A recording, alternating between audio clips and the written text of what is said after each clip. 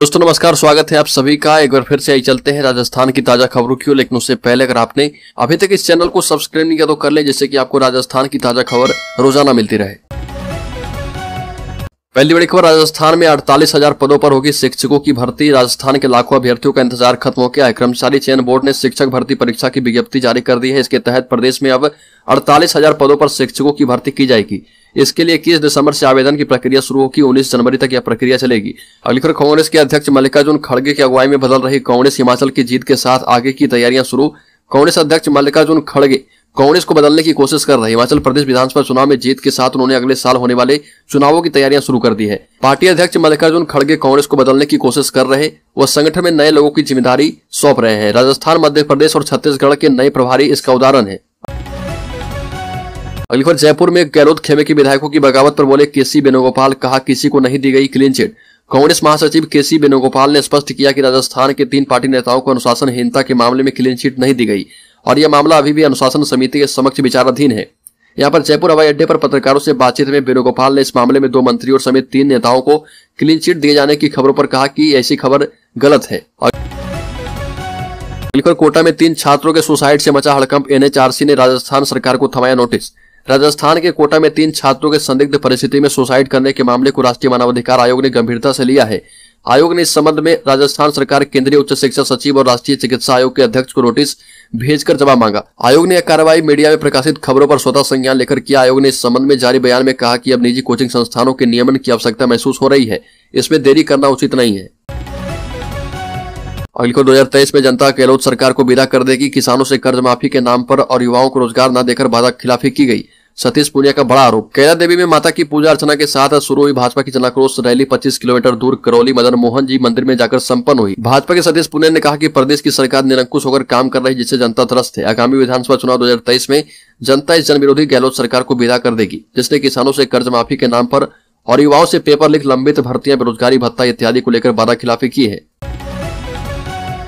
अगली को, गुजरात चुनाव में कांग्रेस की करारी हार की जिम्मेदारी लेते हुए प्रभारी एवं पूर्व मंत्री डॉक्टर रघु शर्मा ने बड़ा सियासी दांव खेला। राजनीतिक हलकों में इस इस्तीफा पॉलिटिक्स के पीछे जिम्मेदारी कम सियासी पीड़ा ज्यादा दिखाई दे रही। दरअसल हरीश चौधरी को जब पंजाब प्रभारी बनाया गया था तो उन्होंने एक व्यक्ति का एक पद का हवाला देते हुए राजस्थान में कैबिनेट मंत्री पद से इस्तीफा दे दिया था। इसका असर यह हुआ कि गुजरात प्रभारी रघु शर्मा और पीसीसी चीफ गोविंद सिंह डोटासरा को भी दबाव में आकर राजस्थान में मंत्री पद से इस्तीफा देना पड़ गया।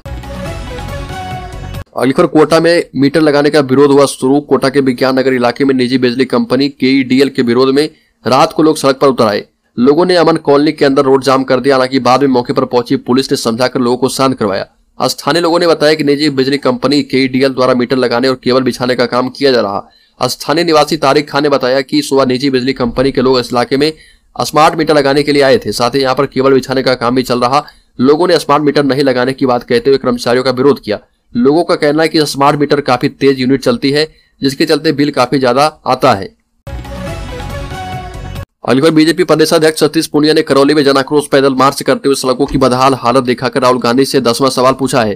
पूनिया ने कहा कि राजस्थान की टूटी सड़कें कब ठीक होगी। सतीश पूनिया ने कहा कि मुख्यमंत्री के गृह क्षेत्र में भी यह नजारा देखने को मिलेगा। एक तरफ तो राहुल गांधी के लिए नई कारपेट सड़क बिछाई जा रही है, दूसरी तरफ बरसों बरस से टूटी सड़कें अशोक गहलोत सरकार की बानगी बताती है। बदहाल सड़कें कई मौके पर जनता ने देखी है। अगली नेता प्रतिपक्ष और प्रदेश के पूर्व गृह मंत्री गुलाब चंद कटारिया ने राजस्थान महिलाओं से बलात्कार में नंबर 1 पर आ गया ऐसा बयान दिया।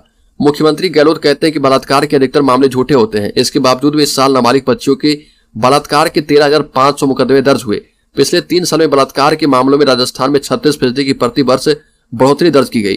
कटारिया ने कहा कि प्रदेश में गैंग वॉर के मामले तेजी से बढ़ रहे और राजस्थान में शहर शहर में छोटी छोटी गैंग पनप रही है। कोई भी आपराधिक गैंग बिना पुलिस के संरक्षण में सक्रिय नहीं हो सकती, जिसकी बानगी हाल ही में सीकर में हुई राजू ठेहट की हत्या और एक बच्ची के बेकसूर पिता को मौत की घाट उतारने के दौरान दिखाई दी।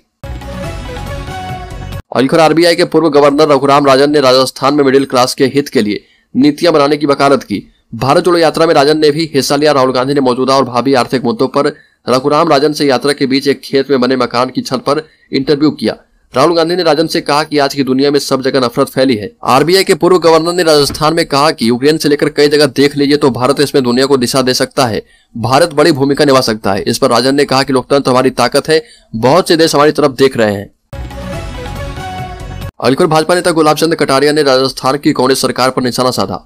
और आरोप लगाया कि वह योजनाओं का नाम बदलकर केंद्र के द्वारा किए गए कार्यों का श्रेय ले रही है। राजस्थान विधानसभा में विपक्ष के नेता ने यहां पर भाजपा मुख्यालय में मीडिया को संबोधित करते हुए कहा कि पार्टी की जन आक्रोश यात्रा कांग्रेस के खिलाफ राज्य के लोगों की यात्रा है। कांग्रेस की अखिल भारतीय भारत जोड़ो यात्रा के 4 दिसंबर को राज्य में प्रवेश करने से कुछ दिन पहले भाजपा ने 1 दिसंबर को राजस्थान में जन आक्रोश यात्रा शुरू की थी।